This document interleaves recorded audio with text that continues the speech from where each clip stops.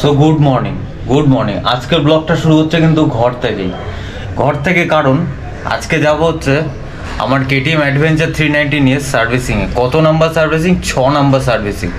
তো 6 নাম্বার সার্ভিসিংয়ে কিছু পার্টিকুলার জিনিস আমার চেঞ্জ হবে, তো জিনিসগুলো অলরেডি আমি নিয়ে রেখেছি, তোমাদেরকে একবার দেখিয়ে দিই। So first of all roll অনের এই চেইন সেটটা ইনস্টল হবে, আর তার সাথে নিয়ে নিয়েছি লিউবটা ওদেরকে দিয়ে দেবো, ওরা চেইন সেট ইনস্টল করে লিউবটা করে দেবে। প্লাস তার সাথে আরেকটা জিনিস আমার নতুন ডেলিভারি হয়েছে, এটা তোমাদেরকে দেখাবো একটা পরের ব্লগে, কারণ দেখাতে গেলে একটু ভিডিওটা বেশি লং হয়ে যাবে। তো চলো এবার আর দেরি করবো না, 10টা টাইম স্লট অলরেডি বুক করা আছে। তো এবার চলো বেরোই, রাস্তায় গিয়ে দেখা হচ্ছে। গাড়ির অবস্থা কিছুটা এরকম, কাদায় পুরো ভর্তি হয়ে আছে।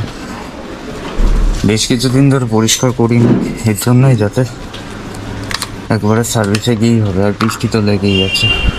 চলো এবার রাস্তায় গিয়ে দেখা হচ্ছে। তো এখন যাচ্ছি সেক্টর 5 হয়ে চিংড়িঘাটা মোড় থেকে আমাকে নিতে হবে বাঁদিকের টার্ন। সেই বিখ্যাত চিংড়িঘাটা মোড় আজকে যথেষ্ট ফাঁকা, ম্যাক্সিমাম দোকানপত্র দেখছি বন্ধ, সবাইকে ঝাঁকিয়ে নিয়ে গেছে একদম ইউনিয়ন থেকে। যাই হোক, ফাঁকা রাস্তাঘাট আমারও খুব ভালো লাগে, বাট এইটুকু চাই যে যাতে সাধারণ মানুষের কোনো অসুবিধা না হয়।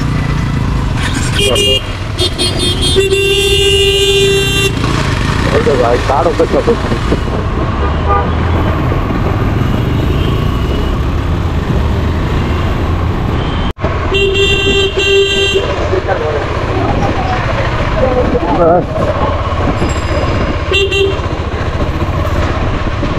ডিঙ্গাতে যাওয়ার আয়োজন পৌঁছে গেছি ধাপা কেটিএমে, সবার আগে খোলেইনি এখন। সেখানে কেটিএম ধাপা আর মারুতি সুজুকির ওএসএল দুটোই আছে। তো চলো এবার ওয়েট করি একটুখানি, 10-15 মিনিটের ভিতরে ওরা চলে আসবে। সময় এখন ঘড়িতে দুপুর 3টে, আর আমার গাড়ির সার্ভিসিং এখন কমপ্লিট হয়ে গেছে, ফুল ওয়াশ করে গাড়িটা চকচক করছে পুরো। হ্যাঁ, তোমাদেরকে একটা কথা বলে দিই, ধাপা সার্ভিস সেন্টারের ভেতরে না কোনো রকমের ভিডিও ফটো অ্যালাউ নেই, সো তোমাদেরকে ওগুলো কিছুই দেখাতে পারিনি। তো চলো আগে গিয়ে তোমাদেরকে আমি জানিয়ে দেবো কী সার্ভিসিং আমার কাজ হলো, কত কী খরচা হলো, আগে ভিডিওতে তোমরা সব জানতে পারো। তো এই জিনিসটা রেফার করলো যে এটা ফালতে হবে সার্ভিসের পরে, ফিউল সিস্টেম ক্লিনার। এটা খুলে নিয়ে এখন কালকেই ফুল ট্যাঙ্ক করেছি।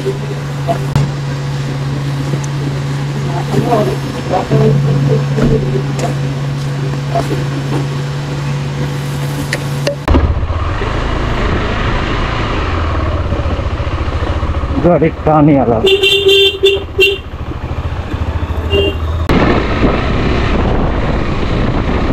ও মাই গড, গাড়ি কি হয়ে গেছে ভাই, মাখন।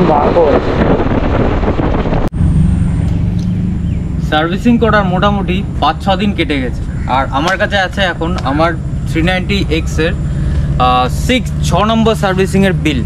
তো চলো তোমাদেরকে এবার দেখাই যে 6 নম্বর সার্ভিসিংয়ে আমাকে কি স্পেন্ড করতে হয়েছে আর কি জিনিস আমার চেঞ্জ হয়েছে, ঠিক আছে? সো 6 নম্বর সার্ভিসিংয়ে আমার যেই মেজর চেঞ্জগুলো হয়েছে সেটার মধ্যে একটা হচ্ছে আমার চেঞ্জ পকেট, যেটা আমি তোমাদেরকে দেখিয়ে দিয়েছিলাম যে রুলনের যে চেঞ্জ পকেটটা আছে সেটা আমি নিয়েছিলাম, নর্মালটা নিয়েছি, ব্রাশ কোটটা নিইনি। নর্মাল আর ব্রাশ কোট দুটো প্রায় এক, শুধু ব্রাশ কোটিংয়ের জন্য ওটার 1100-1200 টাকা মতো দাম বেশি পড়ে, আর এটা আমার পড়েছে 2900 সামথিং। এটাও এক্স রিং, ব্রাশ কোটটাও এক্স রিং হয়। আর একটা যেটা মেজর চেঞ্জ আছে সেটা হচ্ছে আমার ফ্রন্টের ডিস্ক ব্রেকটা, প্যাডটা, যেটা ব্রেক প্যাড। সো সামনের যে ব্রেক প্যাডটা ইনস্টল হয়েছে সেটা হচ্ছে ব্র্যাম্বোর সিন্টেড ব্রেক প্যাড ইনস্টল হয়েছে, ঠিক আছে? তোমরা যারা ADV 250 ইউজ করো বা ডিউক 250 ইউজ করো, তারাও যদি ব্র্যাম্বোর সিন্টেড ব্রেক প্যাডটা ইউজ করো, তোমাদের কিন্তু ফিডব্যাকটা খুব ভালো পাবে। যেহেতু কেটিএম থেকে নর্মালটা প্রোভাইড করে স্টকে ADV 250 আর ডিউকে, সো তোমরা যদি সিন্টেডে সুইচ করে যাও সেক্ষেত্রে অনেক ভালো ফিডব্যাক পাবে।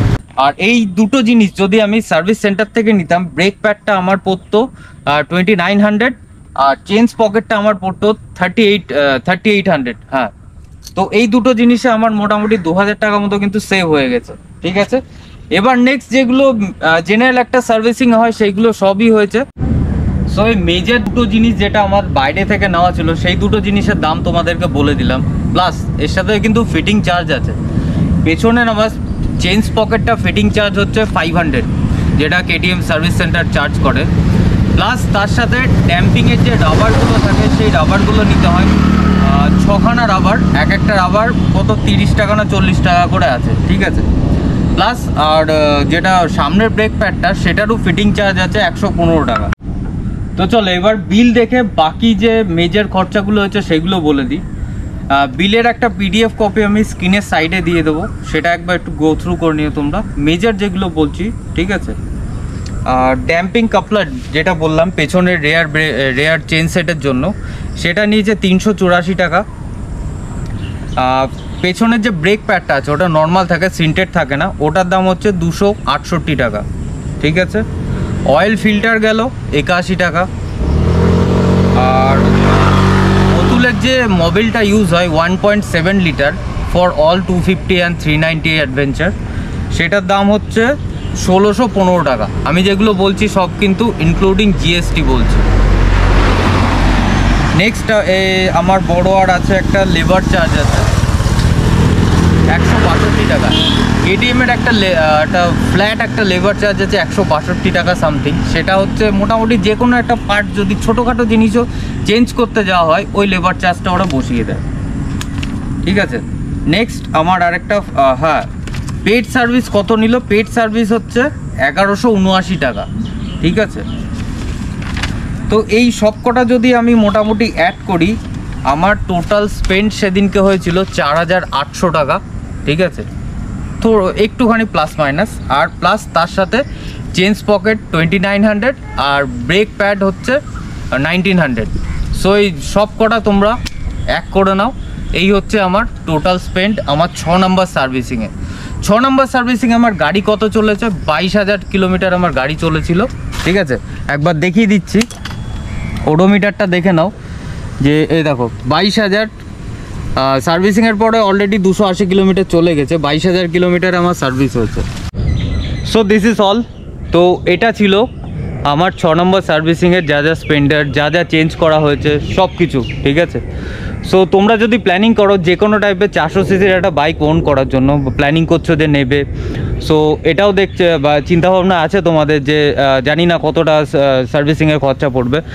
এইবারের খরচাটা একটু বেশি পড়েছে কারণ এতগুলো জিনিস চেঞ্জেস হয়েছে। ঠিক আছে, নর্মাল কিন্তু এতবার যতবার আমি সার্ভিস করিয়ে এসেছি 4000-এর মধ্যে মোটামুটি হয়ে গেছে। ঠিক আছে, মোবিল দিয়ে, মোবিল ফিল্টার, এয়ার ফিল্টার এসব কিছু দিয়ে 4000-এর মধ্যে হয়ে যায় এটা, কিন্তু এবার একটু বেশি পড়ে গেছে যেহেতু এই দুটো বড় বড় চেঞ্জেস হয়েছে। ঠিক আছে, সো আমি এই ইনফরমেশনটা শেয়ার করলাম যাতে তোমাদের হেল্প হয় তোমাদের ডিসিশনগুলো নিতে।